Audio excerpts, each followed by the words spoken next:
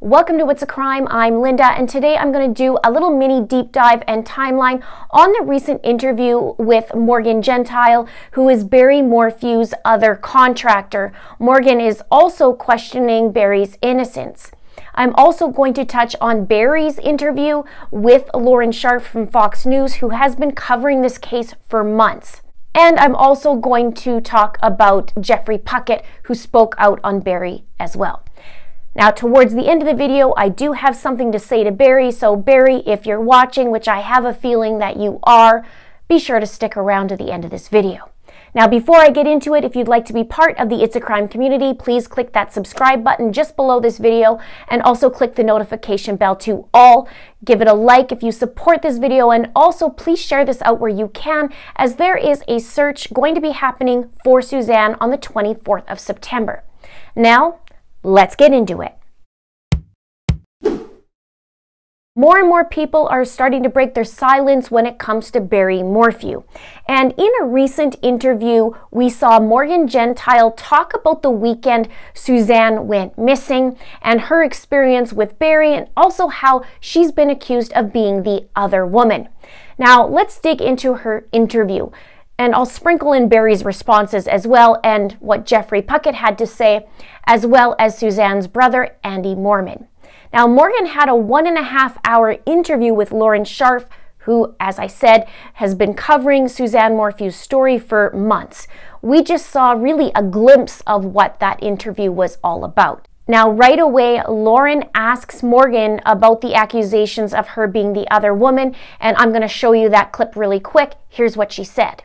That's how I got treated through all this, is just like, I'm the other woman, even though I'm not the other woman. I just happen to be a woman. Morgan Gentile, a contractor hired by Barry Morphew, told Fox 21 News in an exclusive interview she's caught up in the Suzanne Morphew investigation and accused of having an affair with the missing woman's husband. Just to set the record straight, for those that think you had a relationship with Barry, a sexual relationship, what would you tell people? Well, I would tell them absolutely no. Now, when Lauren actually asks her about being the other woman, from what I see, and in my opinion, it looks to me like Morgan thinks that even this thought of being with Barry is ridiculous. You see kind of that little smile, smirk kind of thing, like, yeah, no. But that's my opinion. Now, I know there has been a lot of buzz about Morgan being the other woman right from the beginning. I've never talked about it on this channel, but here it's brought up. And in my opinion, I don't think that she is. That's just my opinion. Let me know what you think in the comments below. Keep it classy. She did say from this experience, she's saying that her family has been affected. She's had to move out of the area, and also she's having a hard time finding a job. And Barry is pretty riled up about this topic. And he was talking to Lauren, and he has a response about the affairs. Here's what he said. Everybody's out there saying, oh, he's got a girlfriend and he's having affairs. Where is it? There's nobody. There's never been another love in my life since 1988. Now, I don't know if Barry has had an affair or not. I've never talked about it on here like I mentioned, and I can't say really one way or another. Morgan does make a good point, though, I will say, when she talks about, you know, she just happens to be a woman. So, it can happen. Again, I don't know the details yet. And then when it comes to Barry and listening to this, he's upset. And this is just a hint of his anger, in my opinion. Imagine what Suzanne had to deal with. So then Morgan goes on to talk about the weekend that Suzanne went missing, and here's what she said. She said on Friday evening, just 2 days before Suzanne was reported missing, Morgan said that Barry started working at that construction site east of Salida. Now, this is the same site that was investigated a week later by the authorities, and they spent 3 days there. On Saturday, Morgan said that she went to that site and was expected to work there all day, but only worked until 11 a.m. She said that Barry seemed stressed and he was acting weird. She said Barry wanted her to work there and level the beach and make it look like a beach and not muck, she said. She said Barry mentioned he had to go and had to make his wife happy the afternoon and do some hiking or biking. And Morgan stated that she heard that he was out shopping actually in town all that day after he had told her he was going hiking or biking. So I find that interesting. Now, also on this day, remember, there was reports about Suzanne texting back and forth with a friend, her best friend, in the afternoon and in the early evening, and then communication just cut off. Also on Saturday evening, there were reports back at that construction site that it was actually by the neighbor, that she said she heard equipment running in the middle of the night. So we're just starting to piece these little things together. Now, on Sunday, Morgan says that at the last minute, Barry changed everything and called her on Mother's Day, which is Sunday, May the 10th, and she said he called really frantic and didn't sound like himself. She says, I hung up the phone and thought he just had the worst night of his life. She said Barry asked her to get a crew together, so she picked up Jeff and they headed to Bloomfield where they were to do a retaining wall. And she said Barry got there first. She said that when she got there, she saw the work that Barry did, and she said it couldn't even be more than 30 minutes of work, yet he told her he was there all day. She said she wondered what he did up there. He then said he had to leave because of a family emergency, and in one of the interviews with Tyson Draper, he actually said he came in by 9 o'clock that night because he was in Denver. Now, Barry talked about rushing home because of the family emergency, and I will play that clip for you. I rushed home, left all my tools at the hotel, called my workers, and said, I've got a family emergency. You're going to have to figure this out on your own. Also, Morgan said he left his tools there, but he looked like he emptied out his truck and said there were all kinds of stuff that they didn't need to do a retaining wall with. The other worker, Jeffrey Puckett, said, we had nothing to work with. And they were both saying that the right type of tools weren't there. Now, here's what I find interesting. In the interview back with Tyson Draper, Barry made it sound like the whole reason why he left on Sunday morning was to set up that site for his workers. He wanted to make sure everything was set up for them, and it was pre-planned. So why would he not have the correct tools to do the job that day, right? This is where I find it interesting. Even if he emptied out his entire bed of his truck, he technically should have had all the tools there to do that retaining wall, and then everything would be just a bonus, or just extra, I should say, not really a bonus. But according to his contractors, they didn't have the tools necessary to do the job. Now, also, both Morgan and Jeffrey talked about that hotel room. Morgan says, we opened the door and my eyes started watering and burning. She talked about the towels being super wet on the floor. And she said it looked like he made the bed, but it didn't look like a hotel clerk did it. Jeff said the same thing about the chlorine smell. They both said it stunk or reeked of chlorine. And Barry actually denied it, and he was very angry. Again, have a listen. I did not go to the pool, and I did not get chlorine. I'm sure that they washed their rooms with that for the COVID. I don't know. I smelled it too when I was in there. The hotel says its pool isn't even open, an effect of ongoing coronavirus restrictions. The hotel also says it uses peroxide multi-purpose cleaner in its rooms. Now, also remember, Jeffrey Puckett talked about that piece of mail in the trash. It had to do with insurance, and he says this is kind of like an alibi in his opinion. Now, on Monday, Morgan says Barry called her crying and says, a mountain lion has got her. We are heading up the mountain. Now, this is also where I find it very interesting, because it seems like he wants this mountain lion, or he's convinced that this mountain lion theory is right. But my question is, what made him think that it was the exact mountain lion that carried her up the mountain?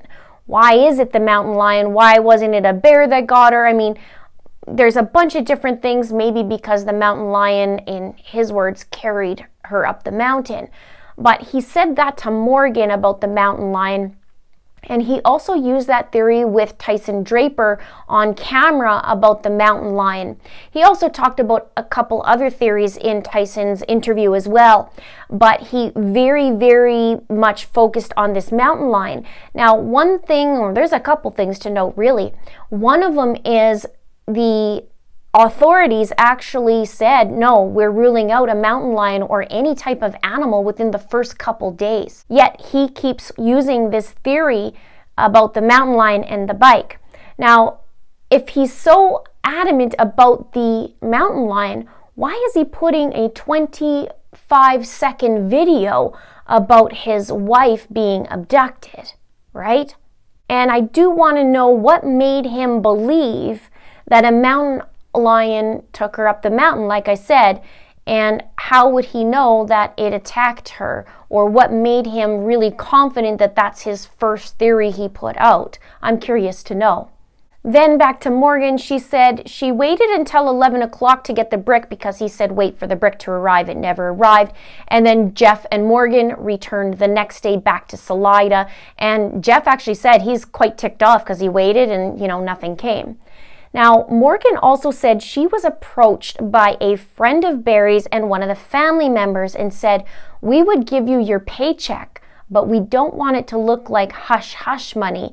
You have rights, but you don't have to give CBI your phone. I find this very concerning if this is 100% correct. And why wouldn't Barry just give her her check? Look, what is the big deal at this point? That also concerns me. Now, in the interview with Lauren and Barry, Lauren asks Barry a question, and you can tell that Lauren's actually quite miffed at Barry at this point, in my opinion. I do wish we had the full interview with them because I absolutely do wonder what was said just beforehand. That's the issue when it comes to the news. We only get these little bits and pieces, even though she had a lengthy conversation with, well, Morgan and Barry. So listen to what she says to him and also listen to her voice, and she seems miffed. Put it on record, Barry, right now. If people think that you did it, what would you tell them? Absolutely not. I love my wife. I would never hurt my wife. She is the light of my and my daughter's lives. Let me know what you think in the comments below. Now, when it comes to Barry and what he says about Jeff, he says, listen, Jeff Puckett was in prison for 9 years. And I find this interesting. I do want to know if he knew this bit of information or if it's even true, and if it was before he hired Jeff or after, because he has no problem with choosing him to fix a retaining wall and working for him. I would like to know, where he got this information from. And he goes on to say, I said, listen, I need to do this job. I will pay you good money to come and help me. I gave them a job and an opportunity, and they all jumped on it. Barry paid for Jeff's room, as it was said before also in previous reports, but Barry didn't stay there. He was there a little bit earlier. They talked about him being on the bed. So I do wonder, though, there was no conversation about where Morgan stayed, only that they stayed until Tuesday and then they came home.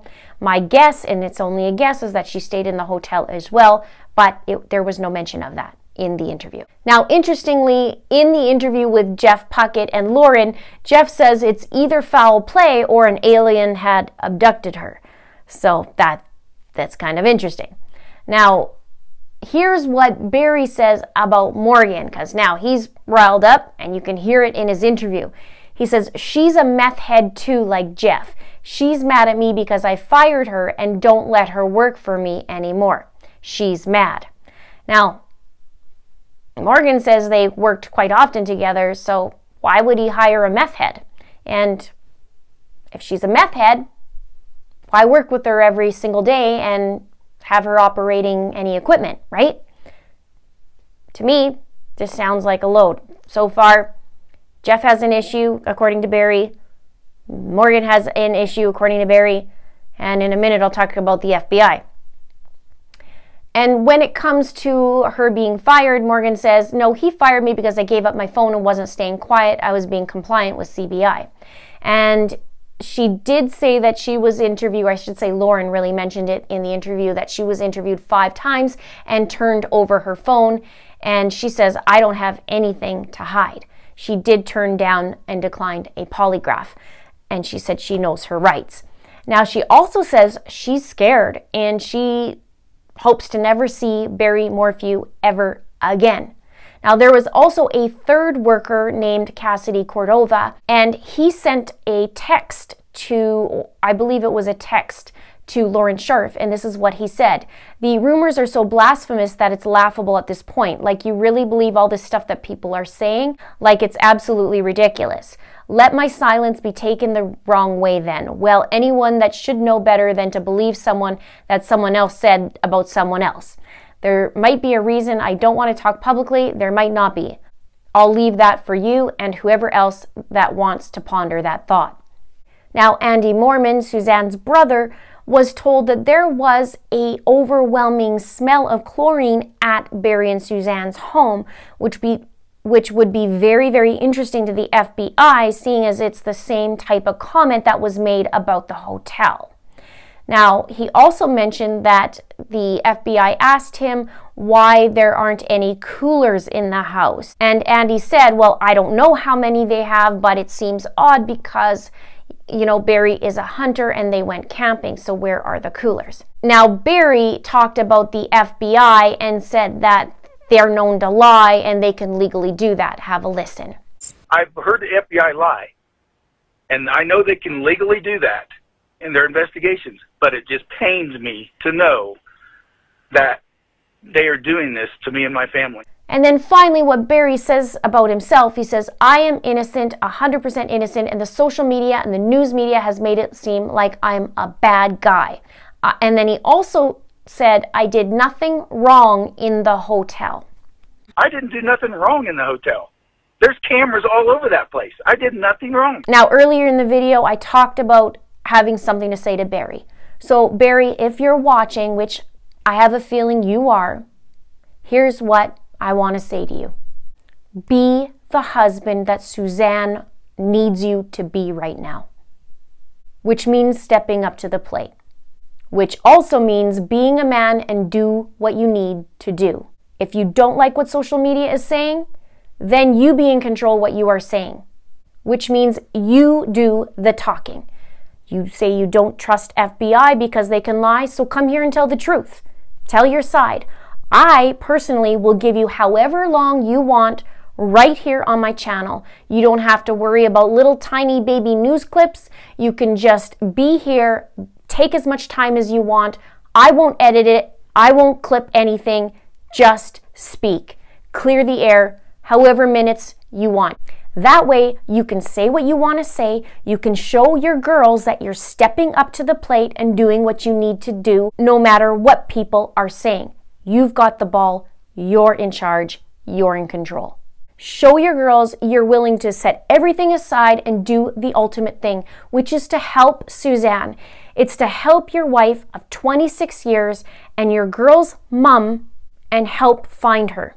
That's what you can do. And then no one can say anything different, because what's happening from this point of view and viewers and everybody in social media is they're seeing somebody who's hiding and not stepping up to the plate. And we know, I know you can do that. And you seem like a guy who's not really afraid of people, so I'm not quite understanding why you don't. So if you want to do the right thing, you want to help find Suzanne, and you want to clear the air because people think you're a bad guy, then get out here and speak. Tell your truth. Tell your side of the story. Here's your chance, unedited.